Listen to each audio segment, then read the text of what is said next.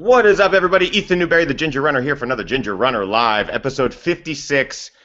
This episode's a big one. I've had him on before. He's pretty much one of the fastest men in the world in ultra running, trail running, mountain running, and he's just an all-around nice dude, funny, and I can't wait to ask him a whole bunch of questions because he has a very big race coming up this weekend, the LA Marathon, but there's a twist. It's not just running the marathon. It's attempting to do something that I just find completely unbelievable. And today's show is Sage Canaday, and I have a ton of questions for him. I know you guys have a ton of questions for him as well. So if you're watching live, jump into the chat room and let me know. I'm going to try and copy those questions over as quickly as possible because I think there's already been like 15 that I've tried to copy over. So if I miss it, I'm sorry. But you know, we have plenty of time with Sage today to ask those questions. So sit back, relax, enjoy a little day drinking, now that it's daylight savings time, or with the other version, spring forward, whatever it is, and welcome to Ginger Runner Live.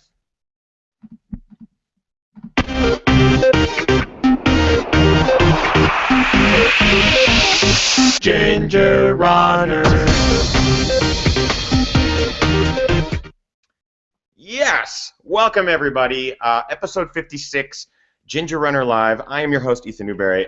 My guest today, he's literally one of the best runners in the world across the gamut. He's a road runner, he's a trail runner, a mountain runner, ultra distances, short distances. The guy's just a complete speed freak. He's so fast.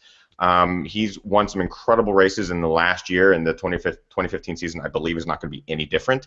Coming off of a win at the North Face 50 miler this last December, which was, I wish I could have witnessed it at the front of the pack, but as I was in the elite middle pack, I saw Sage come screaming down the hill pretty early in the race, and he was just flying. So my guest today, and I'm welcoming him now. Welcoming him now. That's not even English. I'm so excited. Sage Canaday. Sage, thank you so much. Thank you so much for joining me, man. Yay! Oh, thank you. No, it's an honor to be on the show. I love all your stuff. Love the work and the videos. So really excited to be here. Thanks. Honestly, man, you're like one of my favorite guests because you're super chill, you're honest, you know, you don't hold back, and you put your training out there, you let people follow your training. I'm honored to have you on the show. Absolutely honored. Thank you. So let's talk immediately, first off the bat, about your 2014 season, because it was badass, incredible. You did incredibly well. The most recent couple of races at the Rut, you were second place at the Rut 50K, which I talked to you a little bit about it last time you were on the show, but I am excited to kind of hear your thoughts about it for maybe the next year if you're going to run it. And the North Face 50 miler, winning that first place, incredible performance. How did you feel towards the end of your season, 2014? I was tired. I ran 9 ultras last year, 2014, and I mean, different distances. I did the Sky Running series again, so I did Transalcania, Speed Goat, and the Rut for that series, and was third at Transalcania, won Speed Goat. Speed Goat might have been one of my best races of the year, actually, because it was hot, and Carl made the course a mile longer and added like 500 feet of vertical, and I ran about the same time as I did the year before, so I was really happy with that performance, and then like winning Pikes Peak, that wasn't an ultra, but just that's still a huge race. Lung buster. Yeah, it was 2 hours of solid pain up to 14,000 feet, and it was a world long distance championship. So we had 20 different countries represented there, and I was wearing a U.S. singlet. So really exciting to help the team out as well and win the team title and place in that. And so yeah, and then I started the season with Carl's bad marathon last year. Didn't run super fast, but yeah, it's fun to mix it up. Yeah, I mean, you say 9 ultras last year, and it's not just you ran 9 ultras, it's that you competed hard, won many of them, podiumed pretty much the rest of them. So you're putting out the intensity that is, I mean, it's next level. How did you want to approach this season? Any differently? A bit differently. I tired myself out, so actually after North Face, I actually kind of hurt myself a little bit. I think everything just caught up to me, you know. Racing every month, just eventually it's going to take its toll on you. And doing all these ultras, really high-end efforts, because every race is an A race for me. I don't do a B race. Like every race, I want it to be the most competitive race. I want it to be an all-out effort. So I kind of had some tendonitis after North Face, and I had to change some of my year. Going into this 2015, I was going to do the Houston Marathon first, and then I was going to do Tarawera, and I had to pull the plug on both of those. And I was like, okay, I took 3 weeks totally off from running. It was a good break, I think, in retrospect. Like I needed it anyway for like my endocrine system. But yeah, my foot really hurt after North Face. So I think it was kind of a blessing in disguise. But since I'm planning to do my first 100 miler later this year, I think I really have to pace myself and pick and choose my battles. It's getting to where you have to kind of specialize in your training. And when you go from like road marathons to 100 miles in the mountains, you definitely need to give your body some time to adjust to the different types of training that you have to put it through. And I think I'm finding out now that that adjustment period might be a little bit longer than I anticipated, but we'll see. It's fun. And it was also around the holidays too. I remember you tweeting and Instagramming and stuff. Did you just kind of take that as almost a blessing that you could spend time with family and kind of vacation a little bit more and take that time off? It was nice after for the holidays, basically, because I went back home to Oregon to my parents' house, and then Sandy came out, and it was kind of like cold and rainy, and then came back to Boulder, and it was snowy. I mean, I really wanted to get up and start running again, but I knew I had to be conservative with my injury. I had peroneal tendonitis. Part of it might have been because of the mud at North Face a little bit, but I think I was just worn out, just because I'd basically gone straight through that year doing the race every month and not taking any downtime. So I really needed that downtime anyway, and I came back slowly for this build up and targeted this season based on that, just a couple weeks behind.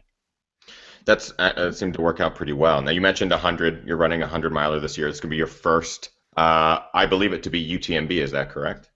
That is correct. Yeah, it could be a disaster.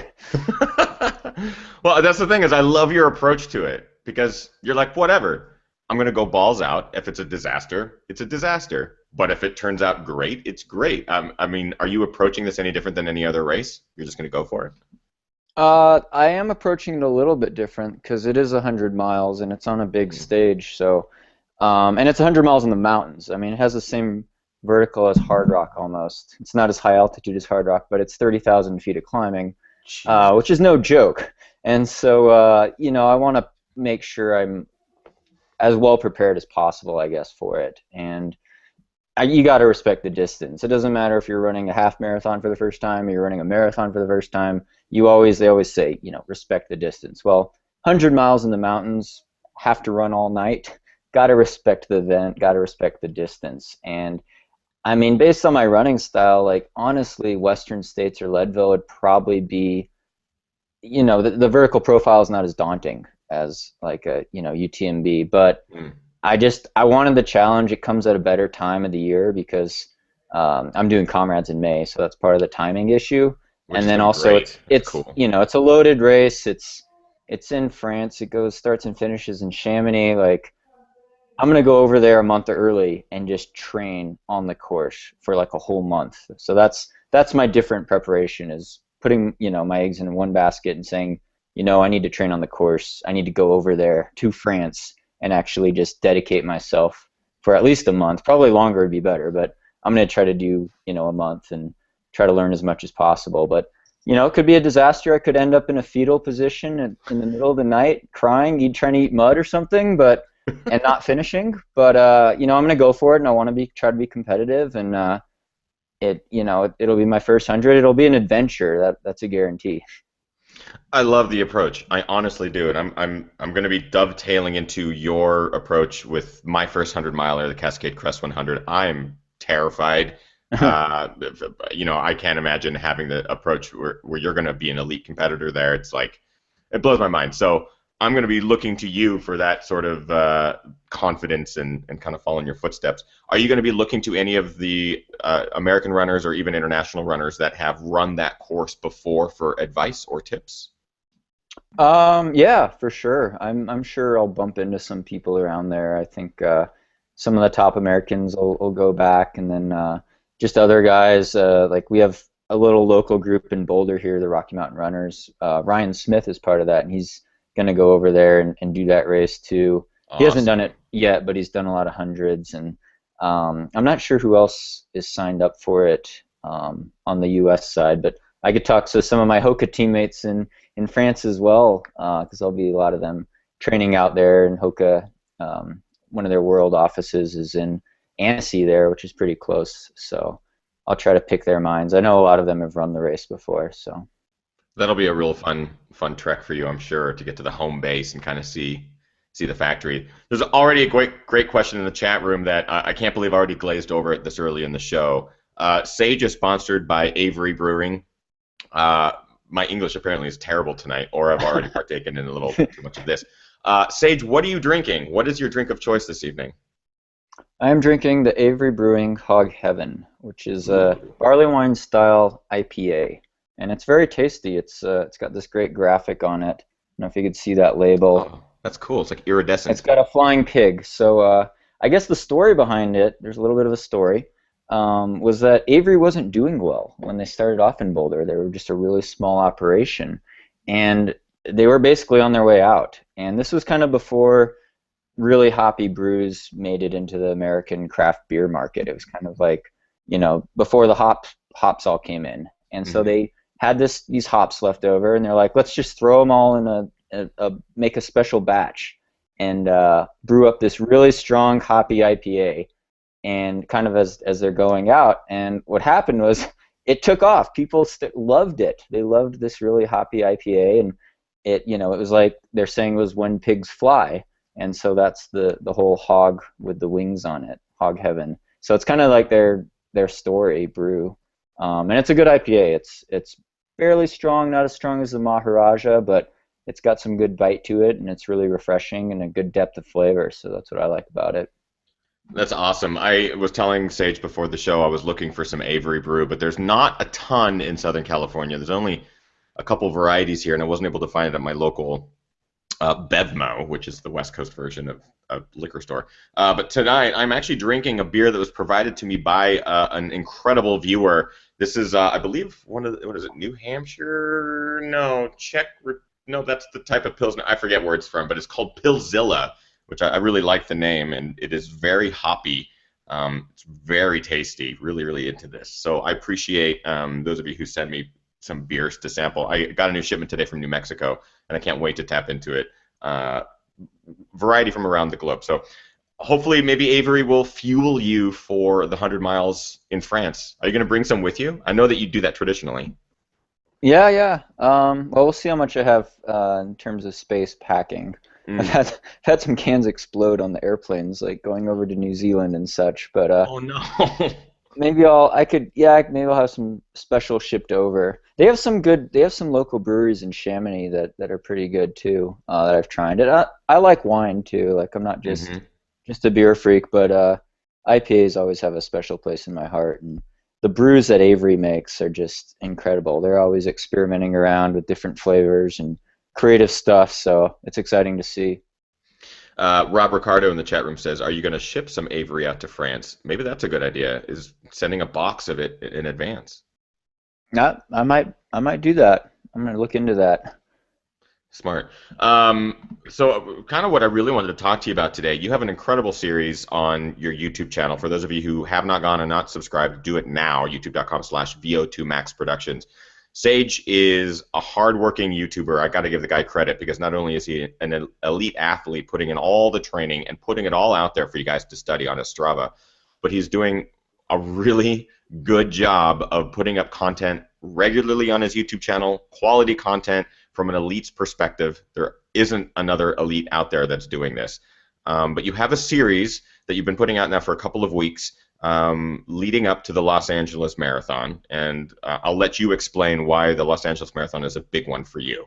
And I want to talk specifically about the race in a second. But why the LA Marathon this year?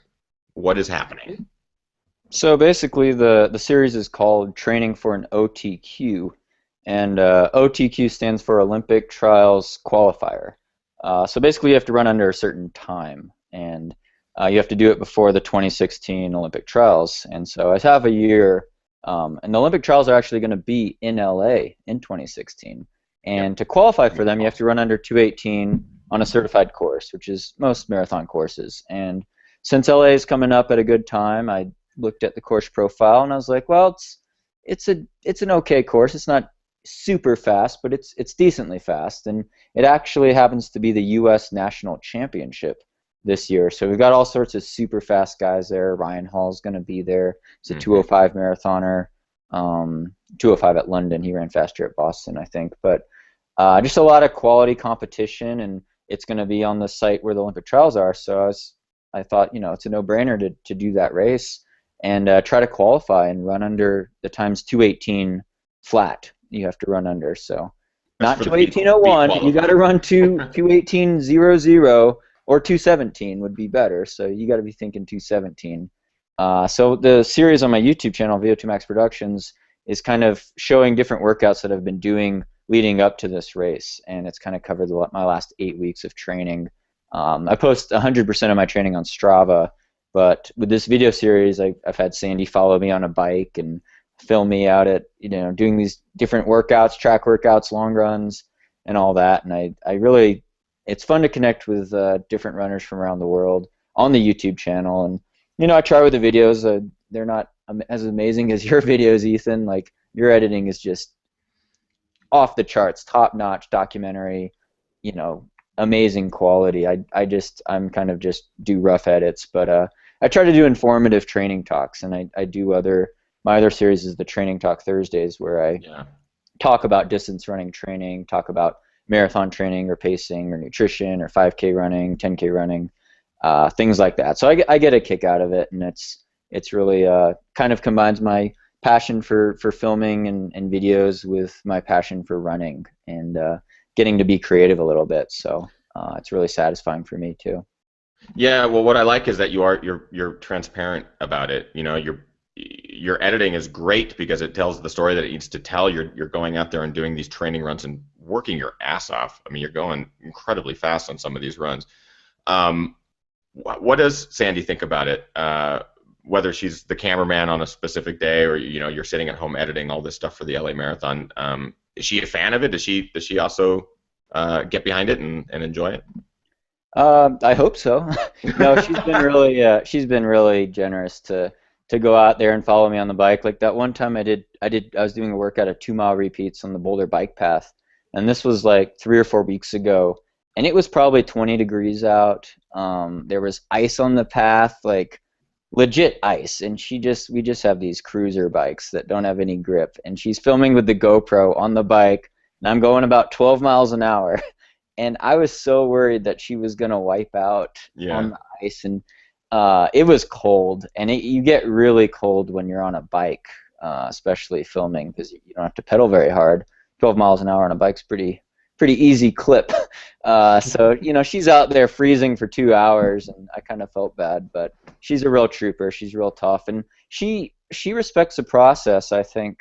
She actually has a good YouTube following as well. Her YouTube channel, Running Wild to Believe, she's been building that up too as part of our coaching advice and running form advice subjects, as well as adventures with her twin sister. They went on a trip, like trail runs in the summer to the Tetons or all around the mountains of Colorado, and she's documented that. So she's got a lot of creative talent too. I mean, she's an artist, so I think it combines that creative energy with the running side of things, and she's really well trained in exercise physiology now as well too. So she gets kind of what we're doing with the training process.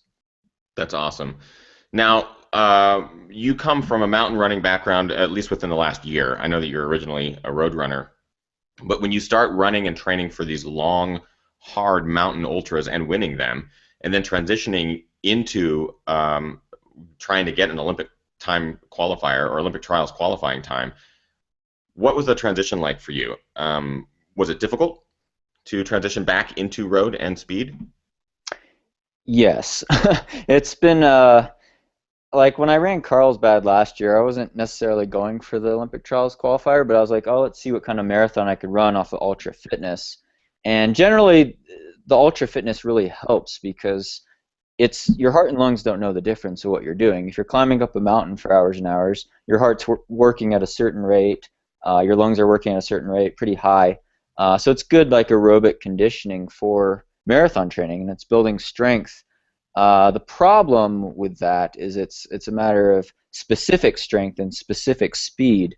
And so running on a relatively flat surface like a track or a road for, at marathon pace a lot faster than you would on a trail, the running mechanics are a lot different. So your heart and lungs might be trained pretty well, but the intensity, just your running form, your stride rate, how your legs have to move is a lot different. And I'm finding that process takes a little bit longer than I thought. And so like with Carlsbad last year, I only ran 2:22. It was a hilly course, but I realized this feels like a sprint all of a sudden. I'm used to running, 2 minutes a mile slower during a trail ultra, and all of a sudden I have to like run 5-minute miles for this road marathon. So mechanically it was hard, but I was stronger in the last 10K. You think of it, you're like, oh, it's only a 2-hour race or 3-hour race or whatever. It's a lot shorter mentally. It's easy to break down. It's easier to take in fluids and gels because you're used to like stuffing your face during ultras. Right. So I think my stomach's stronger. I'm stronger in the last 10K. I could burn fat better, but it's just about shifting your stride and getting the fast twitch muscle fibers going, getting your running economy so you're efficient at a really high-end fast pace and getting used to the intensity again. So I got to, go back to the track. Before I didn't touch the track for like a year. Now I have to go back to the track, and I'm like, oh, I got to do mile repeats at, sub 5-minute mile pace, and it feels like a sprint, and that's uncomfortable. But I think it's good to mix it back and forth, and I think, in the long term, hopefully it'll help my ultra running as well. Does it give you flashbacks to the days that you were a track master and doing all of the marathon training back in the day? I was never a master on the track. I was okay on the track. I was always better in college at Cornell. I was much more competitive at cross country running than I was on the track. You caught me on the track, and I was not doing as well. But little bit of hills, little bit of grass. I loved that in cross country. But it does bring some nostalgia to it. I guess there's an element of nostalgia running on the track for so long. Doing faster workouts, you get invigorated doing those intervals on the track again, and there's a sense of, I don't know, it's fun to like hit even splits again, whereas like you're on the trail, you're always hitting these uneven mile splits. On the track it's like clockwork, and there's some satisfaction to that. So I do, I don't, the feeling of lactic acid really hurts. It's really painful, but it brings back some nostalgia, and it's exciting because a lot of my Hoka teammates, Hoka sponsors a lot of track runners too. Right. Like we have like 7 guys that are sub 4-minute milers on the Hoka team. So like I could kind of relate to them, and like running, like I ran cross country nationals a couple weeks ago here in Boulder, and just getting out there again, doing cross country, doing these shorter events is really invigorating, and it's inspiring to see how much faster these other guys are at me at these shorter distances. Kind of puts things in perspective too. So at 2:18, that's the B qualifying standard. What is the per mile pace for you that you're going to shoot for? It's a 5:15 mile pace for 26.2, and yeah, that's just the minimum. So you got to go faster than that. I haven't done the exact math. I don't know if it's 5:15.8 or 5:15.4. I'm gonna try to run 5:14s, so it doesn't come down to at the end, but it's supposed to be hot in LA this week, and so that's a little disturbing. I was going to bring that up. Total weather. I want to talk about that in a second. Yeah. Okay. Yeah. For sure. It's going to be a challenge. I think it's going to be close. I qualified in 2007. I missed the standard by 20 seconds in my first marathon, and then I got it by 18 seconds in my next marathon, and then in 2012. I missed the standard by 20 seconds in one marathon, and then got it by like 30 seconds in the half marathon. Ironically, there's a half marathon standard, and then yeah, it's always like it comes down to like a second a mile sometimes. There's nothing worse than like in my first marathon, I was sprinting at the clock, and I saw the time tick over in like the last 100 meters. Oh. That's frustrating, and it's always gun time too for the Olympic trials. They don't go by chip time, so right. I mean, I've had teammates. One of my teammates at Chicago, he missed it by 1 second. Oh. They don't make exceptions. Yeah. Oh, that's terrible. Yeah. Uh, I mean, that also gives some weight to the elite marathoners. When you look at their pace charts, you'll. I was so impressed by some of these elite marathoners' pace charts because every mile is exactly the same. They might have 1 second deviance right in the middle or something. Are you going to do the same at LA, or at least hope to keep it at 5:14 ish per mile, or are you going to kind of go out slower and build towards the end? Do you have a strategy in that department? Generally, the even splits, even effort is going to be your best bet. Um, I know there's some rollers in LA though. I know there's some up and down in the first half, and then there's probably a little more downhill in the last half. I actually watched your video from last year to kind of see to visualize what Yeah. the course is like. But looking at the elevation profile, I could tell it's not flat. So I think there'll be some deviation in the mile splits. And like when I ran my PR in 2011, I ran 2:16 at San Diego Rock and Roll. That also had some rollers in it, and I had some like sub fives in there on the downhills.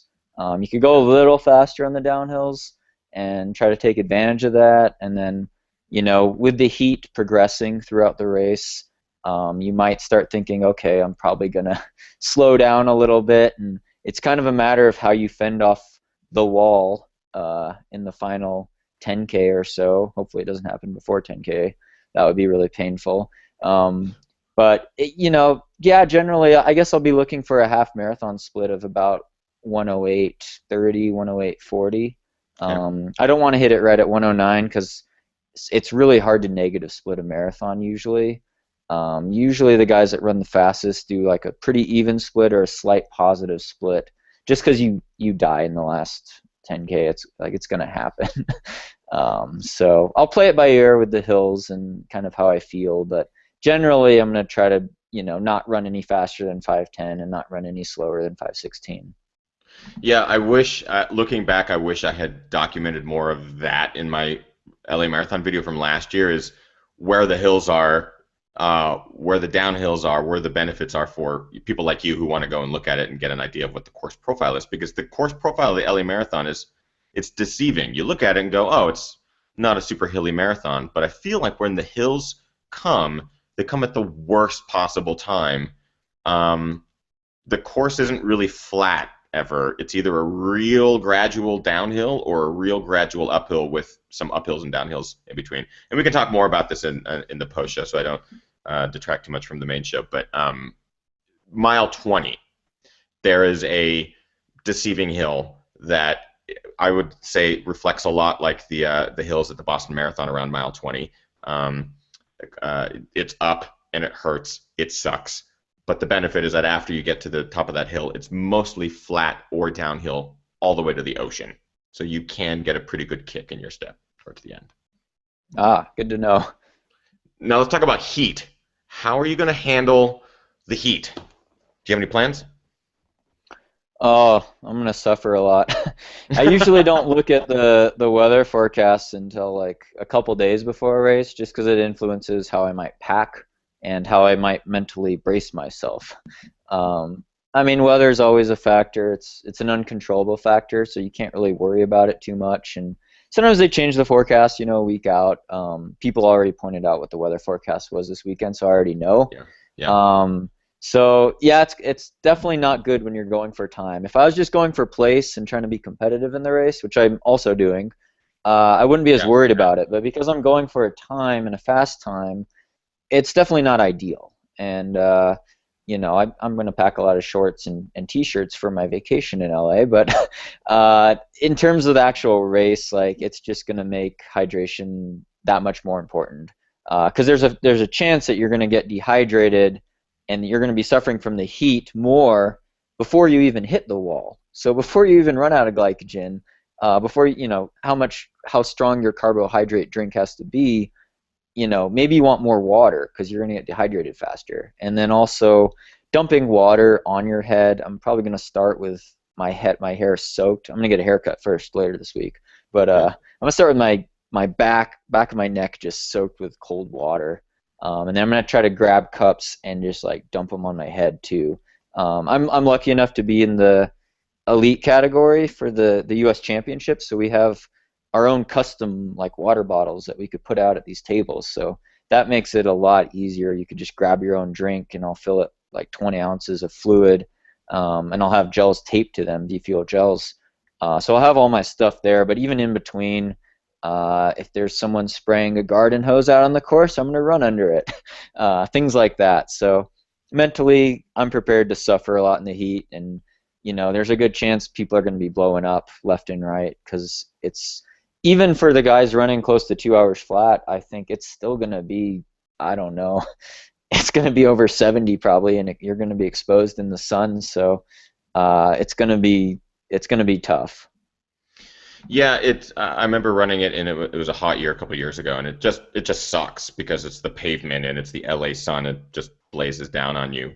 It will get cooler as you head towards the ocean, because you do have the ocean breeze coming in, but not a lot. And do you get an extra bottle? How many bottles can you do at one of those elite aid stations? Just one? I think they have 5 or 6 total on the course, so about one every 4 or 5 miles on average. And I was going to fill my last bottle with straight Coke. But I don't know. Maybe I want water at that point. Maybe I want an ice cube or something. Well, I was going to say, can you just freeze a bottle, like fill a bottle and freeze it, and then give it to him frozen? Is that possible? You have to give it to him the day before, so I don't know how long it's going to last. Yeah, it'll be interesting. I ran my first qualifier, well, back when the standard was 2:22, which is a lot easier. Those 4 minutes make a huge difference. Yeah.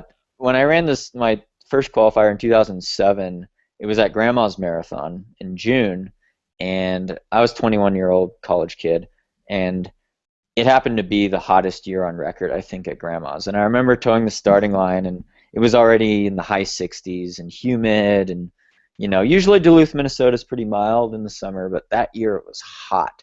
And I ran shirtless, and I was dumping water, and there's this pack of like 20 guys trying to get the qualifier, and it dwindled down to 3 of us by mile 20. And like this one guy, Nick Rogers, was just chugging Gatorade. We're all trying to drink as much as we can, and then he just starts puking. And we're running 5:20 mile pace, and he's just puking out the side into the bushes. And he doesn't hit. There's no hitch in his stride though. He just keeps going, and he pulls away. He ran like 2:18. I come in. I run 2:21:43, qualify by 17 seconds, throw up on the finish line, and get carted away to the medical tent in a wheelchair. And I was just delirious, but it was the happiest moment in my life in running up to that point. And it was in the mid-70s probably when we finished, and kind of humid. So I'll think back to that, and I'll be like, well, I suffer relatively well in the heat. I really don't like cold weather running. I think the ideal temperature is probably about 48 degrees for a fast time. But, it is what it is. You can't control the weather, so just try to get out there and run pace. Can I go somewhere and offer you ice bottles, or is that illegal? Like if I were to be later in the course on the sidelines, or is that against the rules? That would probably get me disqualified.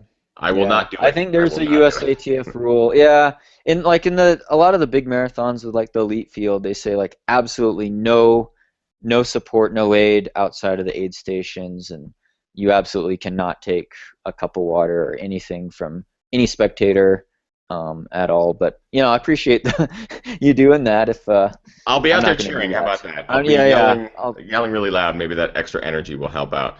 You mentioned it a little bit earlier. You're going for a time, so obviously you're racing against the clock. Are you going to be racing against your competitors? I know you're a competitive dude. Are you going to be going for a podium position or a place, or really working for it? No, I like to be competitive. I think actually in a championship style race, like, it might depend on the weather a bit, but usually if you try to run your best possible time, it means you're also being as competitive as possible too, because they kind of go hand in hand. So, I'll run my own race because I'm not going to be in contention probably for the win at all. We got Ryan Hall, we got a couple guys that have run 2:10. There's an American-only race within the race because it's the U.S. Championship. There's also a lot of elite Kenyans and Ethiopians there as well. It's $20,000 to win this race. $20,000 to win overall, then $20,000 to the top American. and then a top 15 U.S. only payout, basically. So to be in the top 15 means you're in the money for U.S. only runners, and you could double dip with overall placing. So it would be nice to try to place like in the top 10 of a U.S. championship, especially against all these speedsters. I have a couple Hoka teammates that have run 214, 215 range, so it might be good to key off them. And there's Max King is in the race, as well as like some of my former teammates from Hanson's. So I'd like to try to be competitive with them and maybe run with Max quite a bit. There's always a lot of carnage in the last 10K, and maybe if you could pick some people off, I'll definitely be motivated to try to outkick and run with people or pull people back, or kick as hard as I can, even though mainly I'm going for the time. Like if they go out really fast, I'll hold back. But other than that, yeah, I'd love to place and try to do as well as possible. Yeah, I had no idea that Max King was running. That's gonna be fun. Do you know any other ultra runners that are running that you kind of have that camaraderie with? Oh, there are a couple on the women's side. I can't remember who it is now though. I think iRunFar, iRunFar.com they do the weekly running recap. Oh Justin Mock yes, does it. yeah. I think a couple weeks ago he mentioned what ultra mountain runners were gonna be in LA, and there were definitely like two or three women, pretty well-known women, that were in the race, and I'm not sure if some of them pulled out or not, but I definitely watched like the women's race as well. There's some ultra runners in there. Big question in the chat room. What shoes? I think I know, but I don't want to guess. What shoes are you wearing? That's actually I haven't decided on yet. I've Oh, been I was thinking the training. I've been Cliftons. training. Yeah, yeah. No, I've been training. I've been training a lot in the Hoka Clifton for most of the road runs that I've been doing. So I've been doing a lot of pavement running. I haven't even gone up like in the mountains forever. They're covered in snow anyway in Boulder, so it's not too Right. bad. But I've been sticking to the pavement, trying to be specific, and so the Clifton works really well on that, and it's the lightest shoe that Hoka makes so far. So I've been really happy with how they've been turning out. Although I do like the Huaka, and Mhm. the Huaka feels really well on the pavement also. I like it better for the trails. Like all my ultras I did last year, I ran in the Huaka, except for North Face. I wore the Challenger ATR. Um, but there might be a new secret prototype that Hoka might be giving me this Do week that it. I might test out. But we'll see about that. So I guess stay tuned. There's a good chance I'll take the Cliftons as well though, because I really like how the Clifton's feeling on the road right now. So yeah, I'll decide probably within the next couple of days. But we'll see what the new kinds of things Hoka's working on. That would be really, really exciting. When you get your bib, when you get into LA, when are you coming into LA, by the way? Are you coming in later this week or in like the next couple days? Not till Friday night. There's Okay. a good cheaper flight out out of Denver on Friday night. So the race is on Sunday, so it'll give me some time. You'll make sure that you share your bib number and so all that stuff so people can track you. I know that people are going to be really, really curious to follow you at LA because it's going to be an awesome race to spectate in person. I can't wait, man. I can't wait to see you kick its ass. Um, No, there's gonna be a lot thanks. of questions in the chat room regarding the LA Marathon. If you guys have any more questions about that specifically, I'm going to move on to some other questions, but ask them in the post show, and we'll make sure to ask Sage. I also wanted to talk about your new website, sagerunning.com. Tell us a bit about the origins of this and what made you decide to kind of to get into the internet coaching world. I think it's brilliant. Oh, thank you. No, I appreciate the support. Yeah, so basically, my girlfriend Sandy Nypaver, who's also an ultra runner and coach, we work together as coaches basically, and we've been doing individualized monthly coaching on our website for the last over a year. But we wanted to reach a broader audience, and a lot of people can't afford monthly customized coaching or following a really specific schedule. So we created Sage Running com to kind of showcase, basically to empower athletes. So we have a newsletter you could subscribe to if you enter your email in. I got a free PDF. It's a PDF file that shows key training zone intensities based on Mhm. heart rate and kind of some example workouts for that. So you could get that for free as a download. And then our main thing is having training plans. We kind of define what the training plans are for on the website, so you can check them out. But we have half marathon training plan, uh, the marathon training plan, which is called the Boston Qualifier training plan, and then we Cool. have a 50K beginner plan, 50K advanced plan, 50 mile to 100K beginner plan, 50 mile to 100K advanced plan, and the 50K to 100K advanced plan has some notes on it for if you want to extend it to a 100-mile ultra race. And so, I consider them to be they're plans that fit our training philosophy. We've done a lot of studying of exercise physiology, and Sandy has a Lydiard coaching certificate as well as USATF coaching certificate, and Mhm. we've kind of combined our knowledge of different events and what kind of mileage range or experience range might work for a big group of runners, and so that's kind of how we applied our methods into these training plans. But definitely to give people some guidelines for their training, for their running, and especially for ultra runners, getting into the sport and how to build your mileage up. And all the plans come with the training guide as well as a page of training guidelines telling you how to do the workouts, as well as the actual training plan itself, which is a calendar grid with the weekly mileage and really detailed descriptions on how to do certain workouts that we think are really important and are periodized. I can't say that word. Periodized. Yeah. Period. Periodized. I can't even say it. Periodized. Yes. In a certain way, so you progress your fitness throughout the duration of the plan. And most of the plans, ultra plans and marathon plan, are 16 weeks long, and then the Awesome. new half marathon plan is just a 12-week build-up. Now, is this going to be accessible for all levels? And do you have any one-on-one involvement with these plans? So if someone gets one, do they get to email you on a private email address or Um, call your so we're phone, call working. your cell Yeah, phone? we're working. Yeah, yeah. Give my phone number out. We're working on making it more accessible. So we want to reach a broader audience of runners. And like with the ultra plans, we have the beginner section and then the advanced section. And on the website, it kind of describes like what category you'd fall into based on your running history or what kind of weekly mileage you have time to hit or have energy to hit, or what you've done in the past. So it kind of separates people into categories of more beginner and intermediate to higher mileage, more advanced or more experienced runners, as well as your time goals. So like with the Boston Marathon qualifying plan, it's more specific to Boston Marathon qualifying times. But I might expand that. And like the half marathon planner is definitely more uh, beginner based. It's 40 to 50 miles a week, Okay. which might be relatively high for some people, but it's accessible if you build your mileage up to that. And the workouts are kind of designed for people that run between about 120 to 145 in the half marathon. But we might expand on that, so definitely stay tuned. And we do a newsletter too if you subscribe.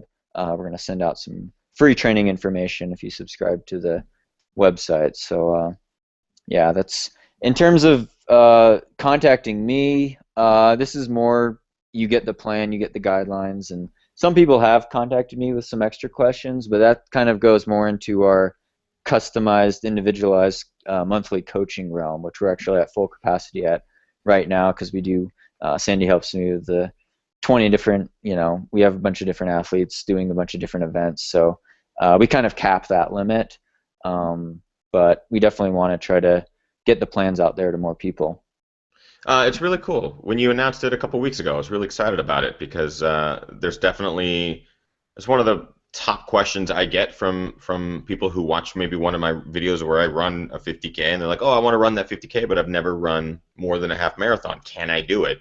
And now there's a place I can direct them. Like, yeah, go here, and there's perfect training plans from someone who runs, elite level, but they're accessible to all. So I'm glad you did that, man. That's really cool.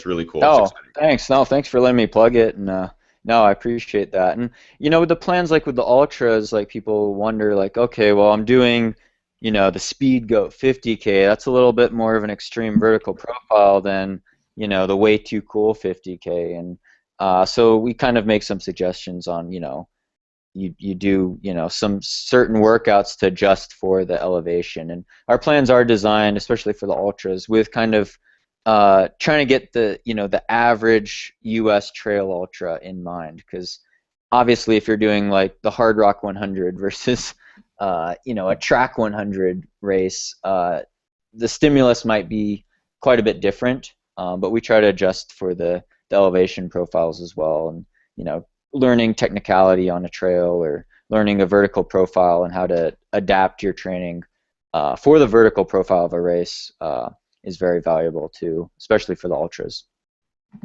There's already some questions in the chat room that I want to get to.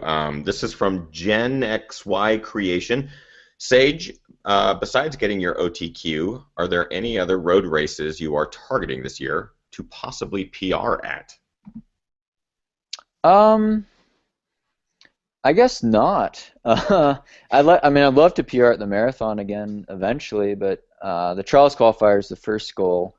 I haven't planned any shorter road races to PR at.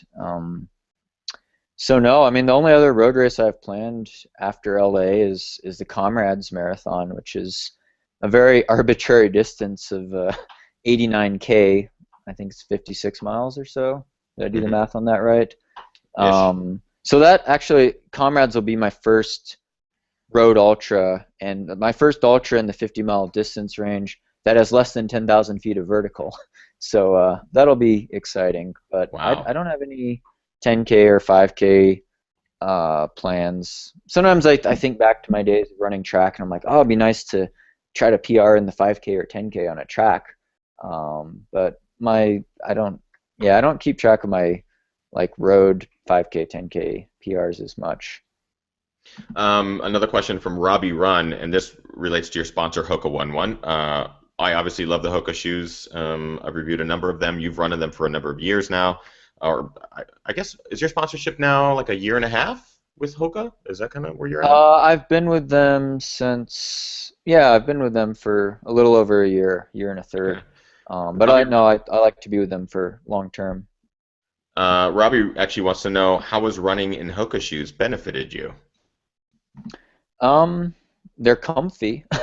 It feels, I knock on wood somewhere, I've never had like a really major overuse injury. I had that little niggle after North Face, but I raced 9 ultras last year, and I think I kind of turned my ankle a little in the mud at North Face, but mainly with like running on the pavement, you just your feet are comfy. You feel, I don't think with the Clifton and the Waka being pretty lightweight, I feel very efficient in them, and I've run a lot of workouts, sub 5-minute miles in the Clifton. So I think the Meta Rocker shape is very beneficial to my type of stride, and they make a model. They make so many different models now for different types of runners and different cushion levels that they're a very accessible brand. And the thing that's really exciting to me is a lot of the people that work pretty high up at Hoka were actually really hardcore runners. They got ultra runners that work up there at corporate. They got guys that ran in the Olympic trials, that ran the marathon and ran super fast times, that have also worked in the industry for a really long time. So there's just this really high level of experience and innovation and being creative and thinking outside the box. So I think it helps with recovery. I definitely don't have the skeletal muscular type of distress that I had in my younger years, and sometimes I strap on the pair of a nice fresh cushioned Hoka, and it on the pavement you just feel like you're floating along. So it's been great, and they've been really cool to work with. When is the Canaday version of the shoe coming out? Because we have the Speed Goat coming out. When's the Canaday coming out?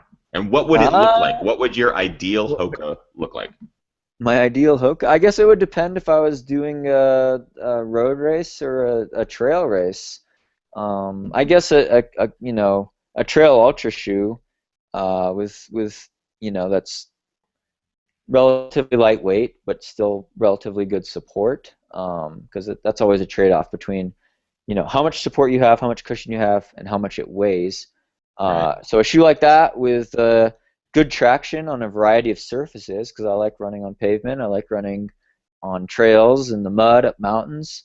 So a shoe like that, I guess, would be ideal. I'm not a big stickler with like, the drop has to be this or this, but I guess I generally like lower profile shoes, and something that fits my foot pretty well, which I'm pretty lucky. I have a pretty medium width foot, so I could fit into a lot of different models. But yeah, I mean they're being really innovative, so it's exciting to work with them. Yeah, do you get a chance to put on, I mean, you're talking about a prototype for LA, but do you get that often? Do you get the opportunity to try out prototypes regularly? Kind of. I do more so than I have with previous sponsors. I'll say that. I'm usually when they make a last for like a prototype shoe, they do it in a min size 9, and I'm like a 9.5. So like last Uh, year, I got a lot of nines. Like I'd let them know like, oh yeah, I want to try this new prototype, and I get the 9, and they knew it was going to be too small for me, and so it's like it's kind of a half size too small. So it's a little harder for me to test out some of the new prototypes since sample size is always size 9 and I'm a little too big. But they do send them to me anyway, and I've talked with a lot of the people that work in the production and design there, and given some feedback, and so that's a really cool thing to be a part of. People are already coining the name of the future Canaday shoe. Oh It should yeah. be called either the Sage Goat or the Sage Pave for road and Sage Trail for trail. So you need to have a whole line of Hoka shoes, Sage, if this is going to Yeah. happen. Oh, that'd be funny. This question comes from Travis Reed. Out in Los Angeles, where will you first dine after the race? Will you take a side trip to the ocean? Disneyland? What are your plans when you get here?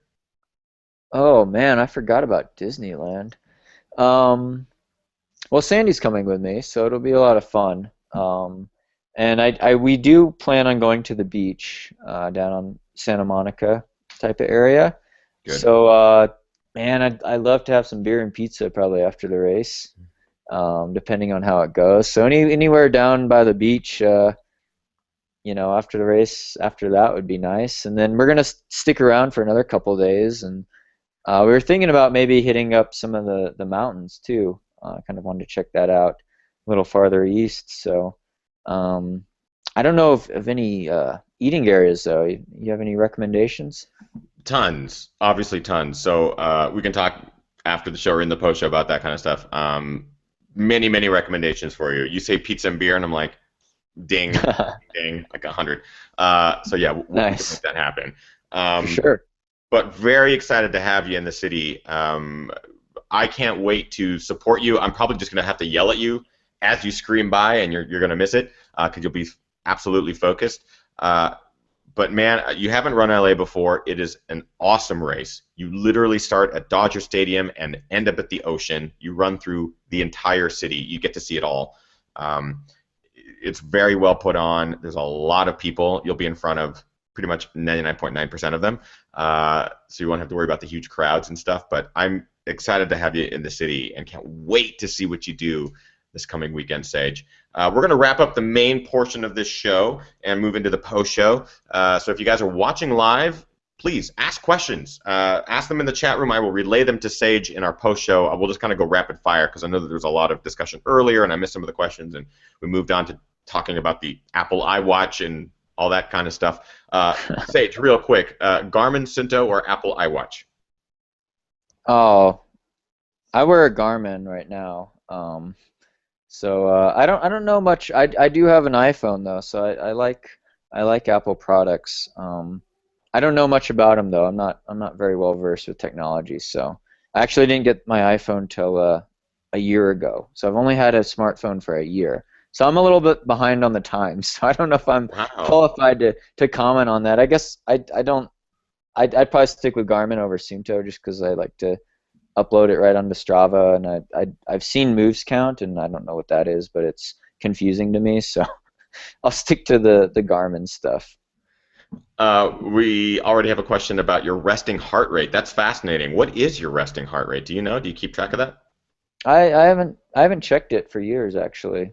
I have no idea what it is. Um, I think I've checked it before, like when I was in college. It was like 48 maybe. It's always under 60. I know Yeah. that because I could generally, if I just put my hand and check it, like I could tell it's less than a second, but I don't know if it's 40 or 50. Probably around there somewhere. I don't really care. I love it. I love it. Well, dude, honestly, it's such an honor to have you back on the show. Thank you for coming back. To remind those who are watching live, where can people find you? I'm all over social media. I'm on the Twitter at Sage Canaday. I guess I'll probably tweet out my bib number and Please YouTube do. VO2 Max Yeah. Productions, or if you just search my name on YouTube, and then got a Facebook fan page as well, and I'm on the Instagram at Sage Canaday as well. And don't forget to check out sagerunning.com as well for all of the training profiles or plans that they have just released. It's a great website and a great tool for those of you who might be looking to take that next step. I appreciate all of you for tuning in live to Ginger Runner Live, episode number 56 with Sage Canaday. We're going to move into the post show where we're going to talk a little bit more loosely about maybe LA this weekend, and you guys can ask the questions, and I'll ask Sage as many of them as I can possibly fit into the time allotted. Tune in next week. We have Tony Kuprichka, fresh off Trans Gran Canaria sixth place finish. Can't wait to talk to the dude. First time meeting him, first time having him on the show. Just an incredible athlete, and was one of the first guys I ever started following when I first started getting into this. So very excited to have him on the show. That is next Monday at 6 p.m. Pacific Standard Time, and a whole bunch more great guests coming up. I absolutely promise you. Make sure that you follow me across social media. On Twitter, it's at the Ginger Runner. Facebook, it's the Ginger Runner. On Instagram, it's at Ethan Newberry. And subscribe to this channel. I promised you a behind-the-scenes race video from Orcas Island, and YouTube is being pretty much a bitch about it, and the approval process has taken forever. So this week I will get you the behind the scenes video, and I have a very special announcement coming this Friday as well. You will have to subscribe to the YouTube channel to see that. That's pretty much it. Let's move into the post show. Sage is an awesome guest. Make sure you follow him on all the social networks and everything, and let him know just how awesome he was tonight. Super candid and open to everything. And follow him on Strava too. I forgot to mention that. Follow Sage on Strava because he posts all of his workouts, and it's a great tool to look at and compare yourself to and realize just how slow you are, because he's incredibly fast. He's an incredibly fast, talented athlete. Thank you all for tuning in for Ginger Runner Live, episode number 56. We'll see you guys in the post show and next week.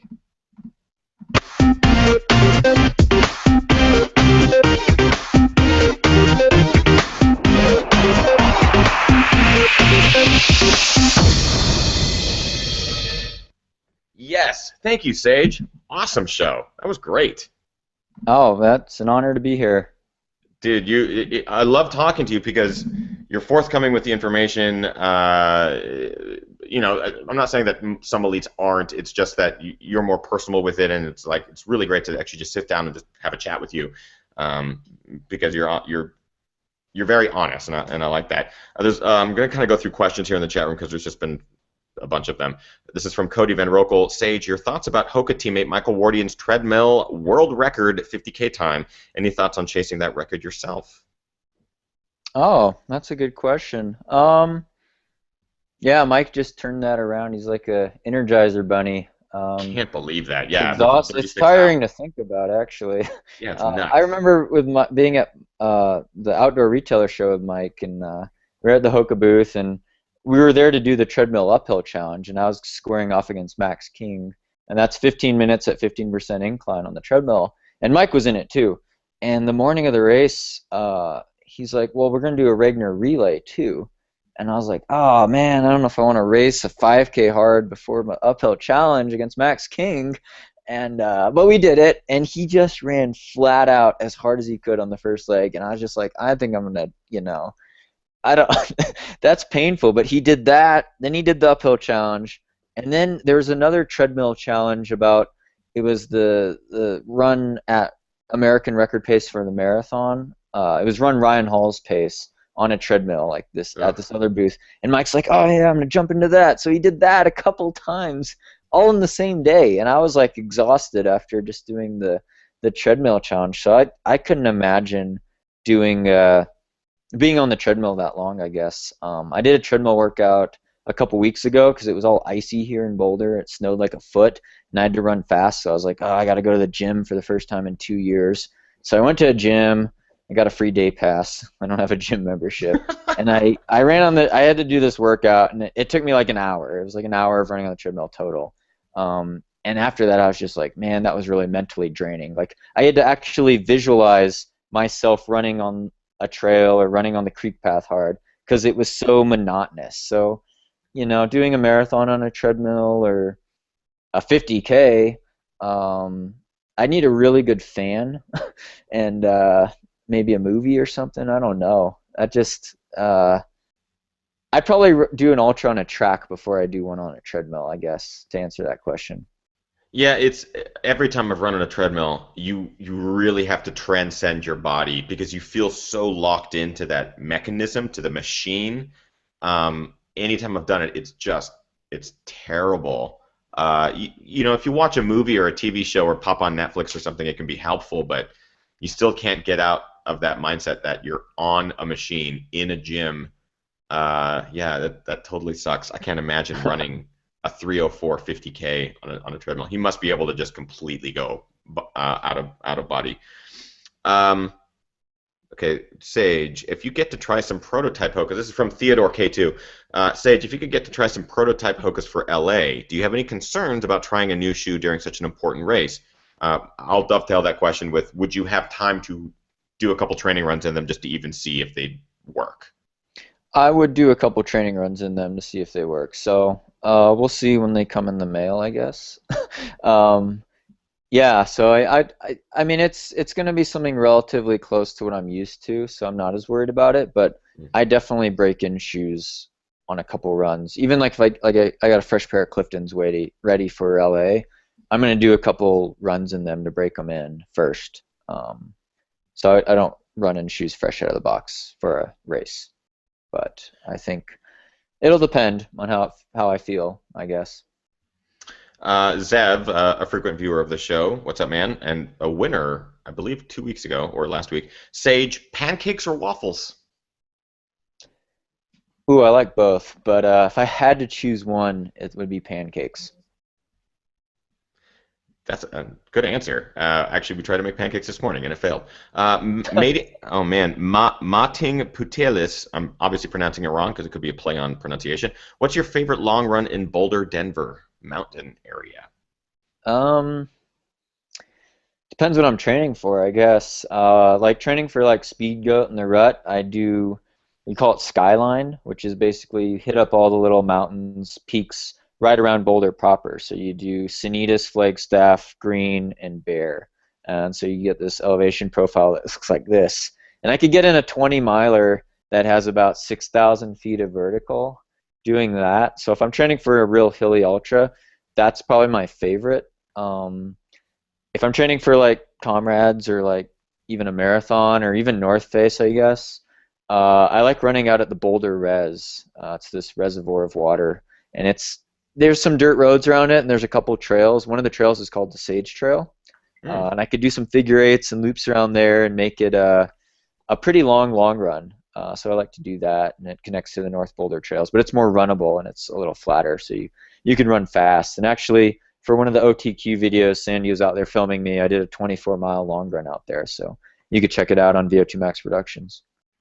It's a great video. I love watching you run, man, because your stride is amazing. But I can watch one of your videos running, and I feel like I got to work out because you go so intense. You run so hard. It's super impressive. This is from S Connolly 0170, and obviously it's a joke question, but I figured since Colorado has the laws now legalized, Sage, pot brownies at aid stations for Colorado races? I haven't done, besides Yurok, I don't know if I've done another Colorado race. It would be nice to see those, I guess, but I actually don't smoke at all, or I haven't had a brownie. Actually, it trips the drug test though. So like, I got drug tested at Pikes Peak. Yeah. It's on the USA. It's on the banned substance list. So you would trip a test actually. It depends on the concentration. I mean, you trip a test with caffeine if you have 8 cups of coffee too. So, um, yeah, no, I'm not against pot brownies, I guess, in the state of Colorado where they're legal. Right. Do you like sushi? Black Audix wants to know if you like sushi. Sandy and I really like sushi, actually. We are vegetarians though, so that kind of rules out a lot of sushi. But we have this place we like in Boulder called Hapa, which is we get these great avocado and cucumber rolls and vegetable rolls, and yeah, I love sushi. I lived in Japan for a year, so Oh, I didn't know that. That's awesome. yeah, yeah. I'm actually Hapa myself, so half Japanese. Yep. So yeah, it's a good. I don't seaweed's good. The rice is good, and I don't eat raw fish though. Yeah. My fiance is also Hapa, and she's from Vancouver. If you ever get a chance, Vancouver is like the perfect sushi city because it's located right on the ocean, so they have all that fresh seafood. But I'm also vegetarian. She is also vegetarian, and all the sushi restaurants have vegetarian menus for us. So there's just pages of vegetarian sushi and like avocado rolls and tempura sweet potato roll. I encourage you to go to Vancouver only for the vegetarian sushi if you ever get a chance, and the amazing trail Oh, running. Yeah, it's amazing trail yeah. running. No, that sounds awesome. No, Sandy and I'd love to visit out there. That'd be great. Vegetarian sushi. People ask if you have used the Oculus Rift. I don't know if you're familiar with the Oculus Rift. It's virtual reality. Have you ever done virtual reality? I have not. Um, no, I don't know that. What is that? It's I'm behind on the times. no, I mean I realized I read this question and went, I don't know if Sage because he just got a smartphone. So it's a thing called the Oculus Rift. It's like goggles that you put on, and there's a couple versions of them, but the main version allows you to literally look around and you are in wherever the space is that you're in. I just used it the other week, and I'll be quick about it. But the use, someone described this is how this could be used.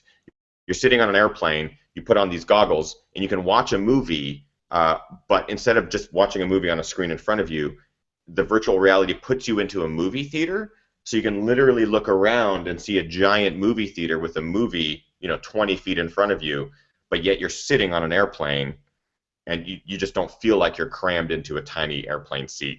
That's basically it. It's really cool. It's fascinating technology. But they were Nice. asking if you've used it on a treadmill to give you that sense of that you're not on a treadmill. And I I didn't. think I might fall off the treadmill. Sounds It's like hard fun enough to. though. It sounds It cool. is, It and sounds it's hard cool. enough to use just sitting because you Yeah. get so disoriented, even though you're not even standing up. Yeah. They're asking if you're vegan. I believe you're a vegetarian. I am ovo-lacto, so I grew up eating. I was built out of cheese and peanut butter. I love cheese, but recently, like Sandy's also gluten free, and she's basically more vegan. So we don't eat a whole lot of like dairy anymore. I love the occasional cheese. Like right now, we actually have a pizza baking with some real cheese on it. And Nice. we'll eat some eggs a lot, but we mainly drink like almond milk and um, yeah, I don't eat really like we make this cool ice cream recipe now with frozen bananas and chocolate and stuff. So I cut back a little on the dairy, but I'm not vegan, obviously, but um, yeah, pretty strict vegetarian, born and raised. That's what Kim and I are. Octolabo, I think is what you said. I think it's what it's called. Where Ovo cheese and eggs. lacto, Yeah, yeah. ovo-lacto. I want to get that ice cream recipe. Oh yeah. Kim It's and I want to get Carragoucher. one. We stole it from Carragoucher. She Oh. posted. Yeah, it's good. We'll give her props. Okay, Kara yeah. Goucher, if you're watching, I know you watch every week. Props to you. Thank you so much. Which elites are you looking forward to running with against on Sunday? That's from Tony's side. Um, Max King, I think, and then some of my teammates from Hanson's, I think, will be within sight. I'm not sure if Ryan Hall will be in sight. He might have another 2:0, sub 2:10 day, or maybe he'll be in sight. But what usually happens in like a lot of the marathons I've run, Boston, New York, Chicago, is you get really spread out and you find yourself running alone a lot. I bet. So like you don't run with guys and you don't talk to them because you're running too hard. So Hopefully, I think I'll see Max maybe. I'm not sure what kind of shape he's in, but yeah, I think I'll be running alone most of the race. When I ran my PR in San Diego, I ran solo the whole time. There was no one within 100 meters of me, plus or minus. Like I passed a couple guys, but that's usually because they were like dropping out or blowing up, and yeah. So yeah, I'd like to see. Hopefully, I could see Max. Maybe I'll see some of my other Hoka teammates. They sponsor Northern Arizona Elite now, and so there's some 214 guys that they sponsor. So maybe I'll Wow, see some familiar jerseys out there. that'd be cool. I know that I sprained my ankle in January, so I haven't been able to train as hard because I was going to run LA, and my original intention, after finding out that I couldn't because of training, was taking a sidestep. I was like, oh, I got to reach out to Sage. I got to see about filming him. I would love to document this race because I can't imagine you're carrying a GoPro, are you? No. Yeah. I wish I could. I wish I could, but the thoughts cross my mind, but usually, yeah, it's too heavy. It's just I, too mean, heavy. I actually was going to say, I bet the ounces of a GoPro are too much when you're going that fast, plus the cumbersomeness of the camera, like the actual shape. How would you keep it on your body, right? Yeah, I mean, just turning it on and off. Like I've carried it. I thought about carrying it for some like workouts even, and just yeah, just the extra ounce in your hand. It sounds kind of lame because like for ultras, I'm used to carrying a 20 ounce like Ultimate Direction handheld, but like I would never carry one during a marathon. Um, it would be like impossible to run 5:15 pace with it. I think just the efficiencies of it just go exponential when you're talking about, maybe qualifying for the trials or missing it by a second a mile. It's just not worth it. Not worth it. And I Yeah, I started wish I thinking about could. I that. wish I could. Yeah. Sandy will try to get some shots, hopefully. Yeah, maybe you could film a couple shots. You film a couple shots for the Yeah, series. I was thinking, I was serious about it, and I was like, oh, you know what? I wonder if I can reach out to my contact at LA Marathon and just be like, hey, I want to follow this elite. Here's the problem, Sage. You're real fast, and I don't even think I could keep up with you long enough to get a shot off. Like, I'm not even kidding you. A 5:15 pace. I think my fastest mile in the last 4 years was like a 5:59 or a 5:50 or something. That was my fastest. There's no way I could run a 5:15. It's just like a hey, I'm running with you. Um, I would have to get a bike, and I really doubt they would allow some ginger on a bike to ride along with one of the elites. I don't know, but maybe I could get some sideline shots, like maybe watch you ripping by and maybe run with you for a little bit and get some footage. We can Oh, talk about that, but any sideline shot would be great. Yeah, Sandy's hoping to just get down to the finish before I get there and maybe trying to clip off a shot. But yeah, it'll be good to have any sideline shot or picture would be much appreciated. you know what? Actually, I'll just say that now publicly. If you are in the LA area, I know that there's a couple of viewers already watching that are running the race. But for those of you who might be in the Los Angeles area, go spectate the race. Just as someone who has run it before, having spectators out there is incredible. There are long distances where the spectators are a little bit lighter because it's early and the neighborhoods don't necessarily wake up yet. But I encourage you, wake up early, support Sage, go out and see if you can film him, collect the footage, and I imagine just sending it to the email on your website should be good enough to at least get you the files, or reach out to him on Twitter and maybe he can get in touch with you. Um, I would recommend shooting in HD and never hold your phone vertical. Hold it horizontal if you're shooting on your phone. But yeah, go shoot some video of Sage kicking ass on Sunday and send it to him. Maybe you can collect a lot of footage that way, Sage. Oh yeah, no, that's a great idea. Thanks. Yeah, crowdsource it. That'd be really appreciated. If I, anyone could get you're some gonna do something anything, great. yeah, You're gonna do something great yeah, on that's Sunday, and I amazing. think it'd be great for you to have the documentation. I'll do Thanks. my best. I'll do my best to get some good shots if I can get anything. You're Yeah, gonna be really fast, but a I'll blur try is to better be. I than don't nothing. know. I'll try my best. The heat is supposed to get up to, I think midday. It's supposed to be around 90 degrees. Um, but I think by the time you'll finish, it should not be over 80. I think the mornings and nights here have been still pretty cool. So that should actually weigh in your favor. It's not going to be super hot, I think, by the time that you finish. So maybe you'll still be able to rip out the real high speed pacing. Yeah, we'll Uh, see. It'll be hard. Scrolling through the comments here, I know I have to let Sage go because he does have dinner cooking, and I imagine that Yeah, yeah. Sandy's off camera going, "Come on, come on." One more question. Oh yeah, we already have people saying that they will be at a specific mile filming, so Oh that is wow. great. Oh, that's amazing. Thank you guys. And any other plans for the rest of the year, Sage? Any big races other than UTMB that you're looking forward to? Well, Comrades, I'll be the next one probably in May. And I guess, there's a chance I could miss this qualifier time in LA. It could be really close. I could miss it by 20 seconds. I could blow up and be walking it in or whatever. So I'm realistic about that. And so I do try to think of backup plans. I'm like, well, I need a marathon qualifier somewhere in there. So, I'm trying to think of where to sneak it in between Comrades and UTMB. And then I got definitely like North Face, Speed Goat again in July. I'm gonna do. Nice. So I think that would be a good build up for UTMB. And then I always want to do North Face Endurance Challenge San Francisco in December. So squeezing in another marathon if I miss the qualifier this weekend would probably be likely. And then no other real big plans. I've tried to tone it down this year and really focus on the big ultras like Comrades, UTMB, and North Face. So yeah, I think that'll be it. I might sneak in a couple more races here and there, but as far as the big ultras go, those are it. Well, can't wait to follow you. Not only this weekend, but for the rest of the year, man. You're a good guy. You're an incredible racer, and I appreciate you coming on the show.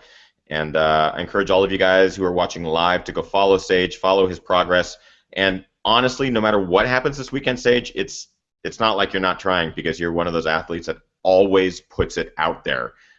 So no matter what happens on Sunday, everyone will know you did your damnedest to do whatever you could do, and I can't wait to see you fucking get it. I'll be honest. So, Thanks so much for the support. Appreciate of it. course, many props to you, and excited to see what happens on Sunday. Again, thank you all for watching live. We'll see you guys next Monday at 6 p.m. Pacific Standard Time with Tony Kaprichka. It's going to be a really fun show. More beer will most likely be involved, and I hope you guys subscribe to this channel and also youtube.com/VO2Max Productions for Sage's content. It's great. It's always fun to follow along, and he does incredible music before every video that he does himself.